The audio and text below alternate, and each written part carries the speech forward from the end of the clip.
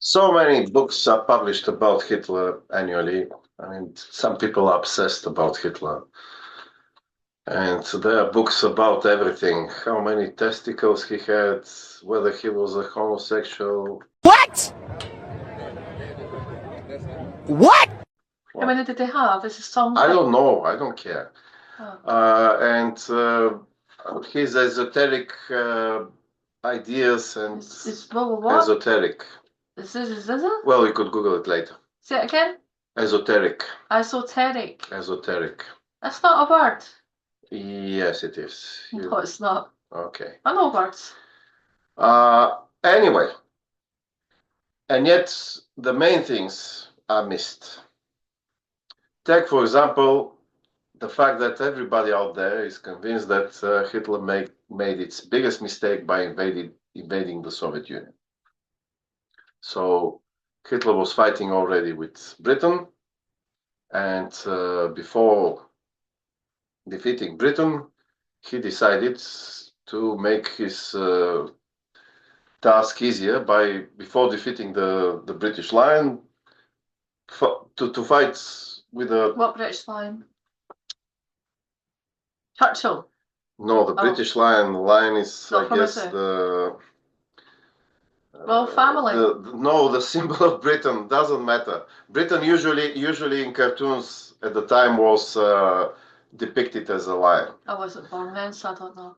Anyway, so he decided apparently to make his task easier to defeat the British Lion by fighting the Russian bear on top of it. So this is how usually things are shown. So Hitler was this idiot who invaded the Soviet Union for no reason. Made monkey leg. Yes. And I used to think that until the 90s, when first I read The Icebreaker by Viktor Suvorov, and then more books along those lines began to appear. Mm-hmm. And then it was the books of Mark Solonin, and it turns out the story everybody knows. I liked Mark Twain when I was young. Well, that's another Mark. Did he do Huckleberry Finn? Who wrote Huckleberry Finn? Mark Solonin is a Russian Jew, as far as I know. He didn't do Huckleberry Finn. Enid Blyton, the famous spy. Famous, not famous. Famous spy, but my teeth nearly fell out there. Yeah. Okay, back to Hitler. Good books. So everybody is convinced that Hitler made a great mistake by invading the Soviet Union. That was his undoing. It turns out that was one of the few sensible. You watch the camera. You're looking at yourself again. Look, you're looking at yourself. Look at the camera's up in the monitor. Yeah, it turns out that Hitler invading the Soviet Union was one of the few sensible decisions he made in his career. Hitler was not very bright. He made a lot of stupid things, but this was not one of them. Did he paint on his moustache? Was it boot polish? I don't know. Or Who mascara? cares? Hitler is not about a moustache. These are superficial details that have nothing to do with it. By the way, this type of moustache was popular at the time. Hitler didn't invade the moustache or anything else that's associated today with Hitler. Hitler didn't invade the swastika. Hitler didn't invade the Nazi flag, the red Nazi flag, I would add. Hitler didn't invade, invent. Mm-hmm. What today is known as the Nazi salute. He was just borrowing stuff. He didn't invent even National Socialism. Because Mussolini was first there. But never mind this.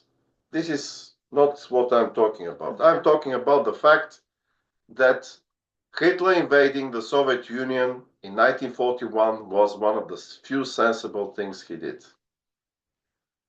Because if he didn't do that, it turns out the Soviet Union would have been in Berlin not in 1945, but probably in 1941. Got a text from Nicola. Yes, that's good. She was at the Slimming Club again. That's good to know. And why is that? Because the Soviet Union was about to invade Germany, it turns out. So Hitler just invaded first. And because Hitler invaded first, he probably didn't even realize what's going on. At least not the full extent. She's lost 5 kilos. Mhm. And the Soviet Union lost 5 million soldiers when Hitler invaded. But how? Is that 8 pounds in weight? People think that the Soviet Union was practically the whole army. That the Soviet Union lost these 5 million soldiers because they were defeated by the German Wehrmacht. Far from it. Half of the 5 million surrendered to the Germans, hoping to fight their own government because they hated the Soviet government, and half deserted. So very few Soviet soldiers fought the invading Germans in 1941, it turns out. If you want to know the sources on this stuff, they're quoted in When History Had Other Plans. Good book. 5 kilos is 8 pounds. No, 5 million soldiers. 5 million soldiers. Half of them deserted. Half of them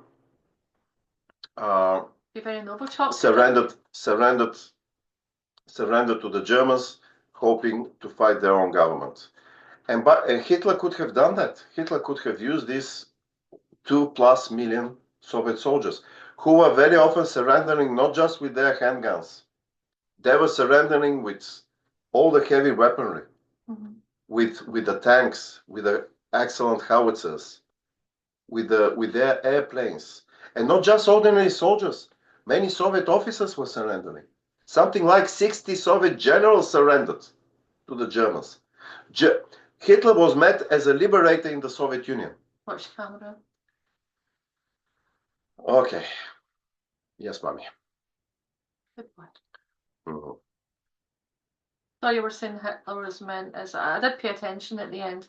Hitler was met as a liberator in the Soviet Union. In the Soviet Union, at first. At first, until they understood that he was no better than Stalin. But it took a while for the population to realize that. Is that a handbag in the background? Yeah, there. I don't know. I don't care. Is that your handbag or mine? Doesn't matter. So the thing is that we study history one event at a time.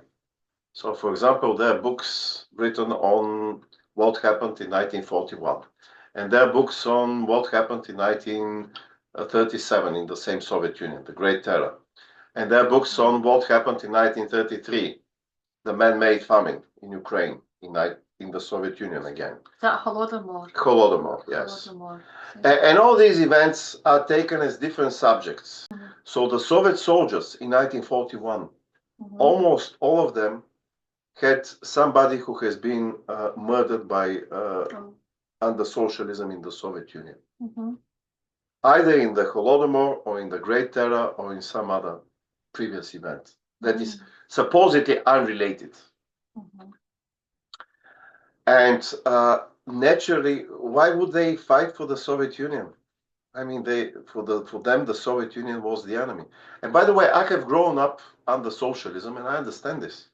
Because under socialism, I was born in the People's Republic of Bulgaria. We hated the government. Everybody hated the government. The government was our enemy. The government was our government was not our government. This is something that Westerners find hard to understand. You've got a text. It's from the Small Wiener Clinic. You've missed your last 3 appointments. And it shows. No, actually, it's from the Wiener extension. Sorry. It's from the Wiener Reduction Clinic.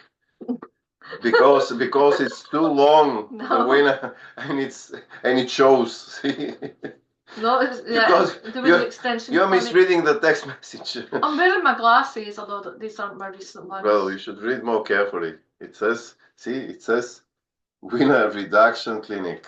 It has to be reduced because it's illegal to carry a weapon that is above 9 inches. In Scotland, 3 inches or less, so you're fine. Yeah, sure. Okay. Oh, did I give you emotional damage, Vladdy? Emotional damage. Emotional damage. You can do it better than that. Well, I can't actually. I would be Chinese if I could. Mm. Okay. Well, is this enough for video? Enough Yeah, I content? think so. Okay. Let's go and eat. I'm hungry. Oh. Okay.